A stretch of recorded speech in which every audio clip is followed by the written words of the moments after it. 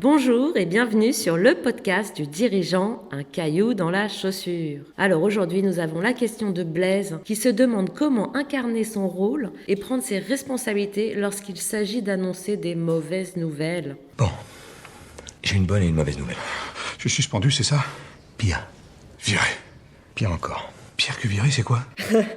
Mais votre question est tout à fait naturelle parce qu'elle peut donner parfois froid dans le dos. Et il est difficile de garder son identité et sa posture de dirigeant lorsqu'il s'agit d'annoncer des nouvelles qui sont complexes, douloureuses ou qui vont être perçues comme insupportables pour l'autre. Et comme vous faites certainement preuve d'empathie, c'est plus difficile d'endosser son costume et d'assumer sa responsabilité. Et c'est bien d'identité dont on va parler à ce moment-là pour vous aider à passer ce cap tout à fait naturel et régulier.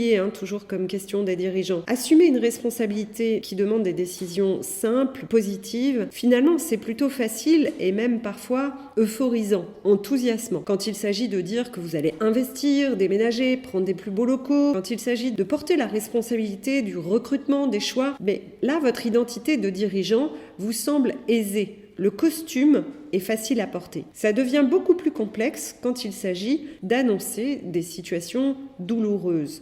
La grosse tendance, c'est la fuite ou le déni, le report, ce qu'on pourrait se dire « je le traiterai demain ». C'est tout naturel là encore parce que l'émotion que vous ressentez, c'est la peur de faire mal à l'autre, la peur d'être moins considéré comme un bon dirigeant peut-être. Et donc ça génère un stress qui vous amène à fuir. Ce qui nous fait d'ailleurs le point commun entre l'homme et les rats, selon Henri Laborie dans l'éloge de la fuite, où il explique parfaitement que en situation de stress, l'homme et le rat ont ce point commun, il faut savoir qu'on n'a qu'un chromosome d'écart, c'est que nous fuyons. Alors on va plutôt apprendre, Blaise, à déplacer notre regard, sinon vous ne progresserez jamais. Face à la fuite, il faut plutôt se demander quelle émotion je ressens. J'ai peur. Ok, c'est naturel. Qui a peur ? Le dirigeant ou la personne? La personne en votre personne de Blaise dans son quotidien, dans sa vie d'homme. Et là, vous serez aidé par la légitimité de votre rôle et de votre responsabilité. Reprenez ce qui caractérise le leadership,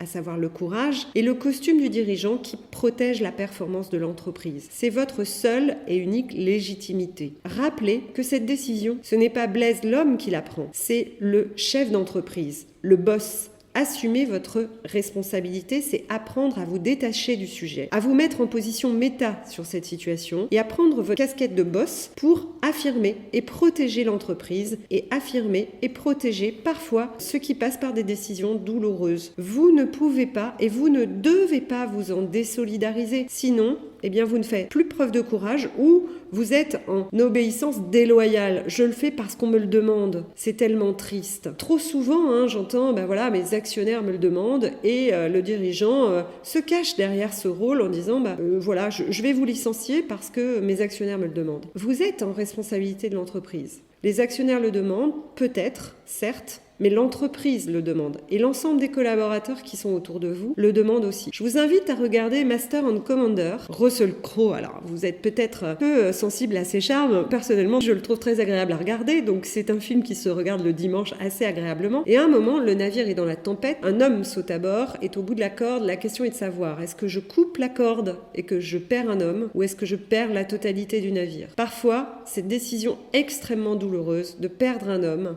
peut sauver la totalité du navire. Regardez Master and Commander. C'est un peu vieux, certes, mais parfois, c'est dans les vieux pots qu'on fait les meilleures confitures. Voilà Blaise, j'espère vous avoir aidé dans la réflexion et n'oubliez pas que toute l'équipe unique est là pour vous répondre. À très bientôt. Au revoir Blaise.